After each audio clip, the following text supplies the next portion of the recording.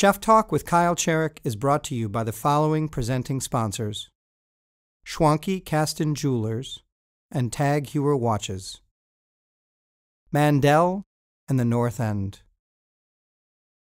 For more information on these or other supporting sponsors, please click on the banner ads to the right of the Chef Talk episodes for links directly to their websites.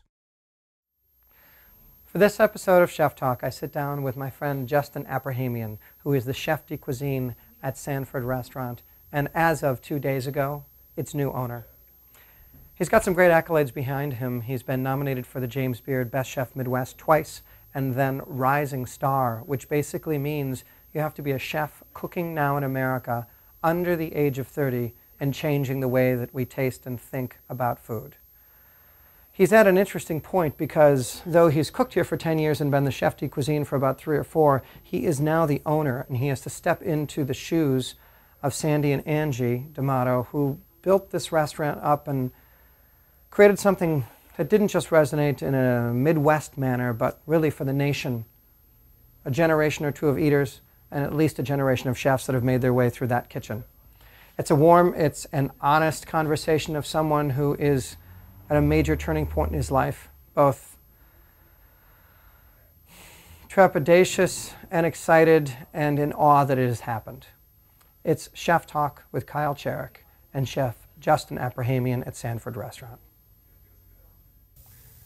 So how does it feel now that you have the reins? Absolutely nothing. It's like one of those when people have been living together for years and they finally get married and you're like, how does it feel to be married? We're working. Same. Still working up to that also. So that's not a comparable one yet, but it's a lot of things. It's a lot of emotions. It's nerve-wracking. Yeah.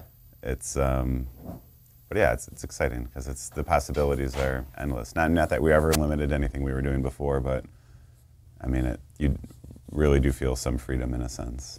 Me and Sandy had sat and had several long, involved conversations about where he was, where I was, where he wanted to be, where I thought of myself in a few years, and just kind of, all those things. And it was a very mutually beneficial thing in a lot of cases, and I think it worked itself out very well.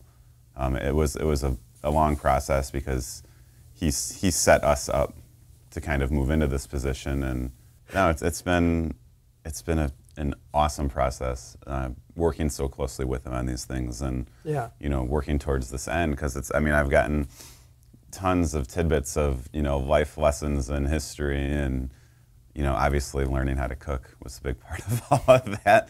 How long were you, really honestly, because I have a sense, you were at the helm, you were doing things under Sandy's tutelage and definitely he and Angie's involvement, and they were here, but you were running the ship in many, many ways for years now.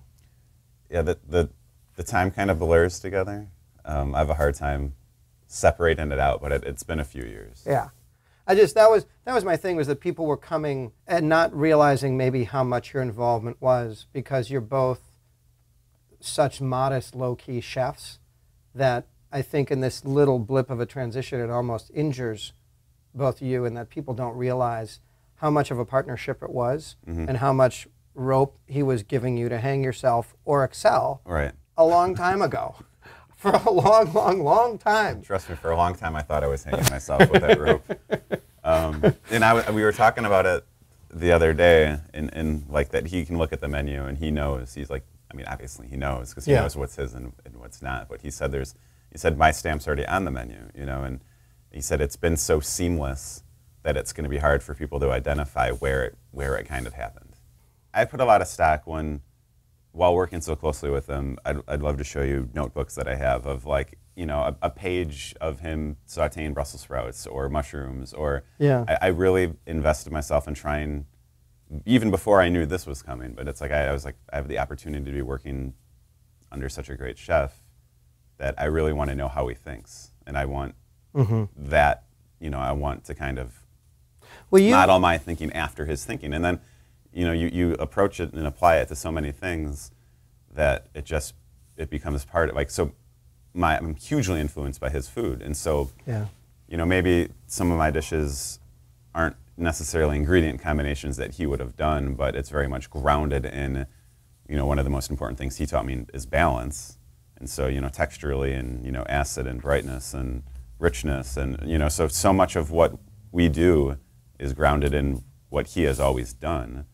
And so if we're doing it at a decent capacity, people aren't going to necessarily say, like, well, that's not Sandy's food or that's Justin's food. Or I know that one thing that always got your and Sandy and Angie's hackles up a little bit was that people think of this too much as just a special occasion restaurant.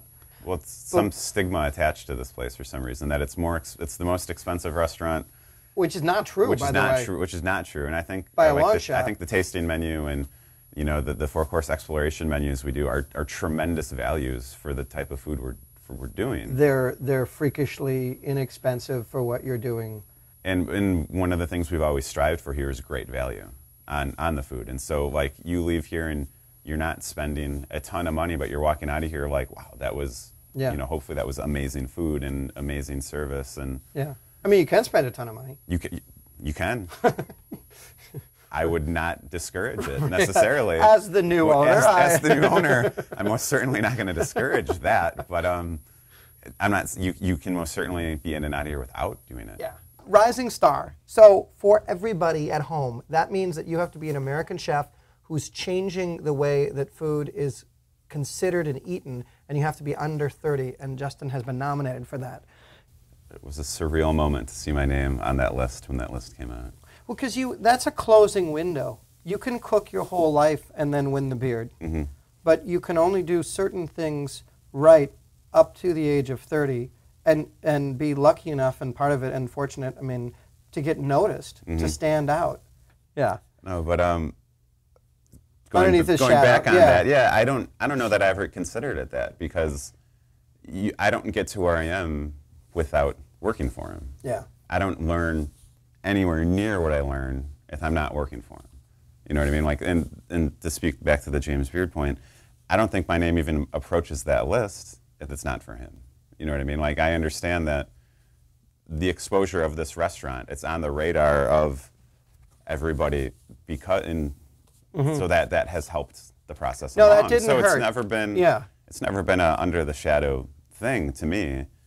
I mean, it's definitely more of nice. On the shoulders of. Right. So it's definitely been a huge plus in a lot of reasons, and it's never been about getting the accolades. It's like if they're coming in at some point, cool, I guess. I mean, it helps business. It brings people in the door. Whatever. But that was never the point. So it was never under the shadow kind of thing in my mind. Party fillets. 1 is rare. Some filet, 1 rare. 1 chicken. Party style. 7 party salmon. 2 mushroom risotto entrees.